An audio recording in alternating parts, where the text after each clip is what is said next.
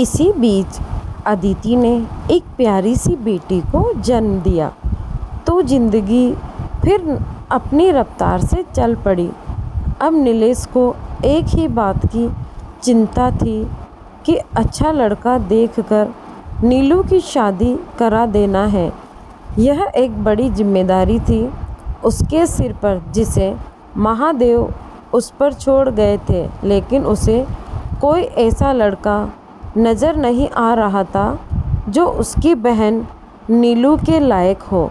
सबके सब दहेज के लोभी थे, केवल उन्हें पैसा चाहिए था और ऐसे लालची घर में वो अपनी बहन की शादी नहीं करना चाहता था।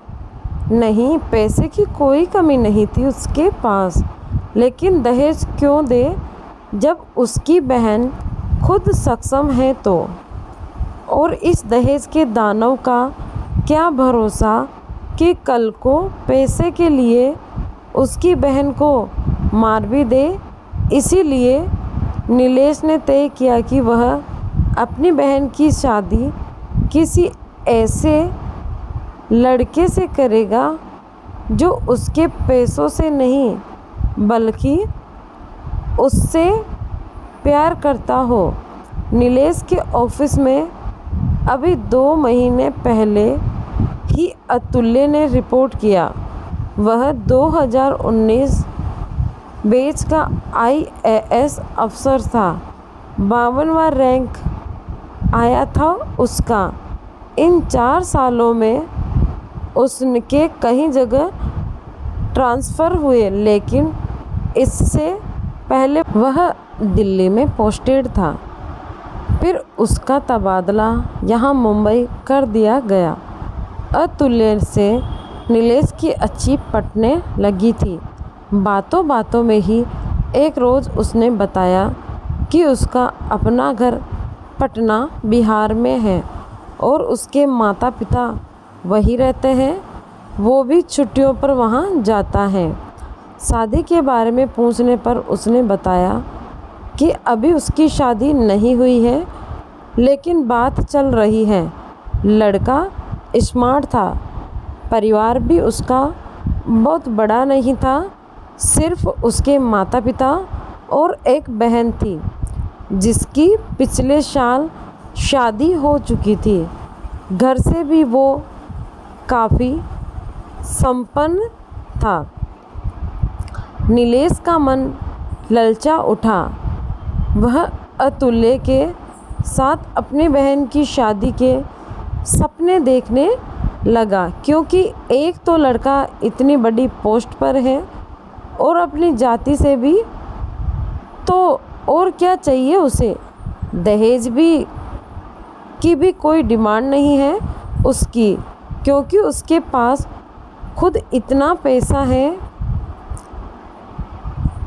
इसीलिए बिना देर किए नीलेश ने अपनी बहन की शादी की बात अतुल्य से चला दी। जब उसने नीलू की फ़ोटो उसे दिखाई और कहा कि वह एक सरकारी बैंक में ऊंची पोस्ट पर है, तो अतुल्य भी नीलू से शादी करने को लालायित हो उठा। अतुल्य के घर वालों को भी नीलू खूब पसंद आई, लेकिन अभी तक नीलू को इस बात की भनक नहीं थी कि उसके भैया ने उसका रिश्ता पक्का कर दिया है। वैसे नीलू को पूरा विश्वास था कि वह इस शादी के लिए कभी ना नहीं कहेगी। इसीलिए ही तो उसने उसे बताना ज़रूरी भी नहीं समझा और खुद ही उसका रिश्ता पक्का कर दिया। उस रात खाने की टेबल पर जब उसने अतुल्य का फ़ोटो दिखाते हुए नीलू से कहा कि उसने उस लड़के के लिए उसके लिए यह लड़का पसंद किया है और अगर वो चाहे तो उससे मिल सकती है, तो नीलू का हाथ निवाला मुंह में जाते जाते रह गया। वह तो अवाक अपने भाई की ही मुंह को ताकती रह गई। अरे ऐसे क्या देख रही है, बताना अतुल्य, कैसा लगा तुम्हें? ओह, मैं भी क्या पूछ रहा हूँ। नीलेश हंसा। न पसंद करने वाली कोई बात ही नहीं है तो। लेकिन भैया, अभी तो मैंने शादी के बारे में कुछ सोचा भी नहीं है। वह कैसे बताती उसे कि वो किसी और से प्यार करती है और उसी के शादी करना चाहती है। उसकी बात पर पहले तो नीलेश हंसा, फिर अपनी बहन को गले लगा कर प्यार से कहने लगा, पुचकारते हुए बोला, तुम्हें कुछ सोचने की ज़रूरत ही क्या है मेरी प्यारी बहना। जब तुम्हारा भाई अभी जिंदा है तो तू तो बस अपनी शादी की तैयारी कर। जी भैया, आपकी बात सही है, लेकिन अभी शादी और मैं तो किसी देख, अब इस बारे में कोई और बात नहीं होगी। उसकी बात को बीच में काटते हुए नीलेश बोला, अरे लड़के का ख़ानदान अच्छा है, पता किया है मैंने, और सबसे बड़ी बात है कि वह भी हमारी जात बिरादरी का है, तो और क्या चाहिए हमें। बहन के सिर पर हाथ फेरते हुए नीलेश बोला।